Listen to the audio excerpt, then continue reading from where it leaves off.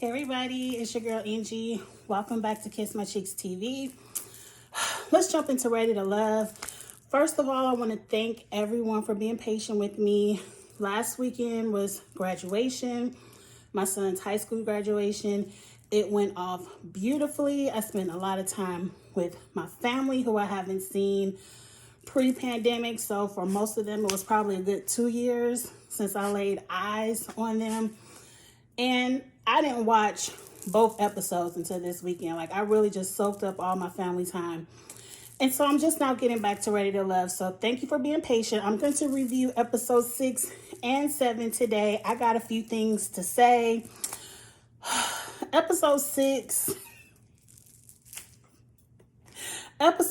I watched and I enjoyed. And then when I got to episode 7, my eyes were rolling out of my head. But let's get to 6 first. So pretty much, it's hot in this room too, y'all.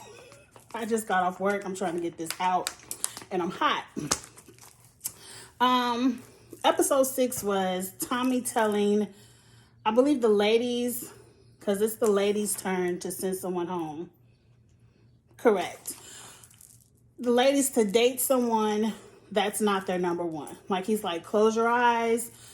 Picture that perfect relationship. Can you see it with one of the guys here? Okay, go on a date with somebody not in that picture. I'm telling you, this episode was a mess. Because some of them need to stick with their gut. Stick with your first thought. Up first, Alexis takes out Ron. And I'm like, Ron? I thought Ron was your number one. Alexis talking about AJ, my number one. So I'm coming to take you out. I'm like, bitch, you lying. You're lying. At the end of this episode, wasn't she trying to get rid of AJ? Like, I can't. Ready to Love started off as a show where I was really rooting for people. I was like, oh, because I like to see people find connections. That is entertaining to me. And I'll be rooting for these people, like really wanting them to at least have a genuine connection with someone that they can try out to see if it's going to work. Like, but a lot of this shit is for TV. So I'm going to roll with it. But in the back of my mind, my eyes are rolling because this is TV. And Alexis, Miss Fly, she is here for television. Period. And I'm starting to dislike her because she's coming off not genuine. But anyway, that's all I had to say about her because I couldn't even understand why she was going out with Ron. Number 2, AJ and Amber. AJ and Amber meet up in some kind of park. They put no thought into this. Amber is like, I'm just here to meet the assignment for Tommy. Say I went out with somebody. Amber is not here for AJ shit. And I'm so happy somebody called him out on his bullshit. Because I've been saying this about AJ from the casting video. He thinks he's all that. He thinks he is a nice, strong, solid piece of chocolate with a beard. And women gonna come running. And they probably do. They probably do. I don't know. I don't live in Houston. They probably hear, oh, he a music producer. He might can bring me into the studio. I might can run into so-and-so. Let me spread it wide for AJ. He cute. Might as well. He gives me that I don't have to try hard. I definitely don't have to chase you because there's too many women chasing me. So my thing is, why are you here? Why are you here? To be on TV? But let's move on. I'm happy Amber called him out. And I feel like Amber is too smart to fall for his okie doke. Like a little shoulder rub, a little let me grab you by your waist, let me whisper a couple of flirtatious things in your ear. Amber ain't here for that. She is a DA. I'm sure she's heard it all. Who's up next? KG and Chrysanthemum. Chris and Chris. I thought Chrysanthemum would entertain KG. Not at all. Not at all. Chrysanthemum looked at KG like she just watched the episode of KG telling Naya we split mortgages. And Chrysanthemum looked like, I ain't here for you, boo. I don't split mortgages over here. That's how, like, Chrysanthemum, if I'm saying her name wrong, forgive me. She comes on the show with a stank face. I see why her freaking frat, Stacey and Chrysanthemum, are BFFs, because they both give off that nobody here has enough money for me vibe.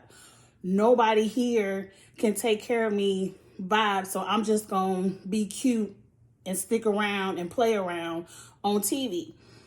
It's written all over her face that she was not into him. And I feel like the dryness, the disinterest, it's like, why are you here? That's going to be the title of this review. Why are these people here? Because I don't see anyone really trying to make a connection with anyone. I don't even see anyone trying. But hey, let's move on. Number 4, Amber goes out with Joelle. I'm not mad at that. They had a real cute date. And they talked about age being nothing but a number. Because, what did she say? One thing about Amber, she's very mature. I would have never thought she was 31. Especially as a DA. Girl, you better go, girl. You better go, girl. Black girl magic. You better be 31 and a district attorney in Houston. A poppin' city. I feel like her maturity equals out to his age, but my eyes are rolling at Joelle. I shouldn't have watched both episodes in the same week. But anyway, they started the date with a kiss, and she was like, if the date goes well, I might give you a kiss at the end of it. And by the end of it, they had a good conversation, and I really liked their vibe. And she said, yeah, you earned this kiss. And she gave him a little kiss on the cheek. But then she felt guilty because she hadn't kissed KG. Girl, you ain't kissed KG? As much as y'all been feeling each other, as many dates as y'all been on, y'all haven't even kissed. That tells me there's no chemistry. It's either no physical, sexual chemistry between you two, and you two just vibe and happen to have a lot in common, or y'all taking it way too slow. Ain't nothing wrong with taking it slow. I ain't gonna hate on that. But I like Joelle and Amber. Up next, we have Liz and Jason. This was also a good date. It seemed like they met in a park where the Ferris wheel is located, and they had a little picnic with champagne. They had a great discussion. I can't stand... Oh, I wish I wouldn't have watched episode 7 while I'm doing this review. Like, I wish I could have done this review without seeing the next episode, because in this episode I was vibing with Jason and Liz. He was saying how much, if it's the right person, he doesn't mind being celibate. He doesn't mind, walking that same spiritual journey. And I felt like Jason was saying the things that needed to be said to Liz for a vote, because this week it's time for a man to go home. And mind you, 2 men should have went home. Why 2 men didn't go home when last week 2 women went home? I ain't in production, but I feel like the men might have thought, we just sent home 2 women. I need to step my game up. They might have thought 2 men were going home. Jason was giving me, please vote for me, Liz. Yes, I love the Lord, Liz. Yes, I'm willing to wait for sex, Liz. Yes, let me kiss you all in the mouth 2 times, Liz. Because he's initiated both of those kisses. And I was here for it. But now that I know what I know from next week, where he gonna get red in the next video, don't worry about it. Sour taste in my mouth. I wrote it in my notes. I said, oh, but next week. Oh. Let's move on. Number 6, AJ and Kyra. Kyra, you are a very intelligent young lady. And to each their own. To each their own. But every time I see AJ and Kyra together, I'm like, why? Who said it? Oprah, Ayanla? Somebody said it when somebody showed. I think Maya Angelou said it. I can't remember the originator, but I done heard it from all 3 people. When someone shows you who they are, believe them. He showed you who he was. those years ago on that date when he told you you need to check your gender roles. You need to update your gender roles because his card declined. He showed you the type of person and the type of bullshit he was on.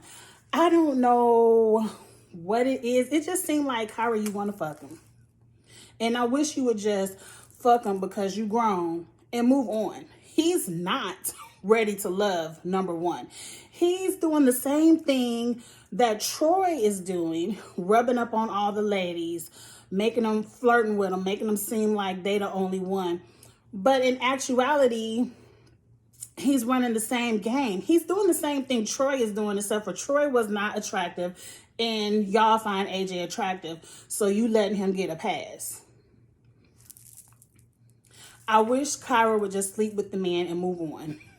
It ain't nothing wrong with it. Test it out. See what it's like. Have a good night and then move on, because he's clearly AJ is Kyra's number one. She's the only one she gives googly eyes to. I don't think it's fair that she went out with AJ talking about, oh, well, Jason, not number one. I ain't seen Kyra talk to Jason since that very first date when she was looking at his mental health. Like, but all right, I said, clear example. Kyra is giving me Adriana vibes, where Adriana just wanted to fuck Calfani. And she tried it out, and then she went home and got her feelings hurt. She went home and got her feelings hurt when the ex-girlfriend and the baby mama left a note on the door. So, and I feel like, even though I don't think Jason is nobody Rashid, like, where is Rashid? He done found him a woman. I can guarantee. I was mean to Rashid. Like, I didn't like Rashid in the beginning, and then I just completely 180 and was like, oh, he was the one by the end of the season. But let's get off of that. Kyra, you gonna play yourself like Adriana. I feel like you gonna pick this fool and he gonna hurt your feelings, and it's just gonna be another good reunion. But let's move on. Vernisha and Dietrich, and I'm like, why is Dietrich here? Dietrich should have went home when Tressa went home, because just like ain't nobody want Tressa, don't nobody want Dietrich. Not at all. And I don't understand how this man talking about he don't want no big girl, but look at your belly. I done got mad all over again. Moving on from that, Dietrich says he likes Vernisha because she's such a strong woman and whatever. And she was like, she wants a man that could lead. And he's talking about, well, oh, you scare me. Oh, you too confident for me. Like, you making me nervous. And I'm like, y'all just sitting down having pop with some Sprite and some Coke. Like, y'all wasn't even drinking alcohol, I don't think. Like, how are you nervous? You have known these women for weeks now.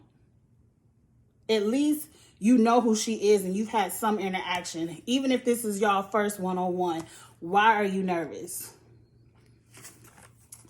Anyway, forget him. So now they meet back up with Tommy. Vernisha is jealous because Amber said she gave Joelle a kiss on the cheek. Girl, if he's so much your man, you should have been kissed him. You should have been locked him down if he your one and only on the show. What's up, girl? I can't remember nobody's season.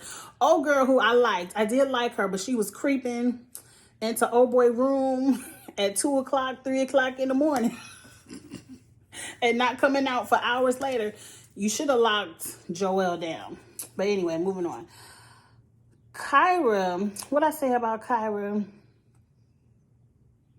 I think Kyra is the only one that wanted to save AJ. Everybody else put AJ at their bottom. And I'm like, Kyra must know somebody in production, because clearly episode 7 is turning to the Kyra show. Liz is also feeling Jason. Vernisha says no to Dietrich because Dietrich has no confidence. So at the end of the day, the bottoms end up being Dietrich and AJ. I felt like both of them should have went home. Both. With an F. Both of them should have went. Both of them should have went home. Let's get to it. It seems like, to me, AJ got more votes in the bottom than Dietrich did. And I feel like they saved him because Kyra still wanted to fool around with him. And she had made up her mind. And I feel like AJ is really Kyra's number one while she playing around at chasing her number one. I didn't like when it's time to do the breakup dates. AJ knew the deal. But he done picked Alexis up, put her all in the lap, rubbing on her, whispering sweet nothings. And Alexis got to check herself like, oh, Lord, I got a job to do here. Let me tell you why you almost not ready to love. I don't like AJ. It's clear that he does this shit to every woman he's in front of to play the game. Let's move on. Ultimately, Dietrich went home. Kyra kind of, you ain't ready to love, boo. Bye. Both of them should have went home. I'm kind of pissed about that. I'm still kind of pissed about that. Let's go ahead and get into episode 7. I'm going to stop this video and we're going to get into that next. So go ahead and leave your comments for episode 6. I did like that they tested the waters with people that they said when they number one. Some of them lied. But I'm happy they tested the waters so they can at least see, okay, this is who I really like, and let me work on who I really like and move forward. And y'all let me know what y'all think about 2 men not going home, because I feel like that ain't fair.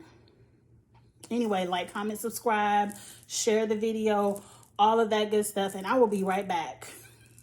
Bye.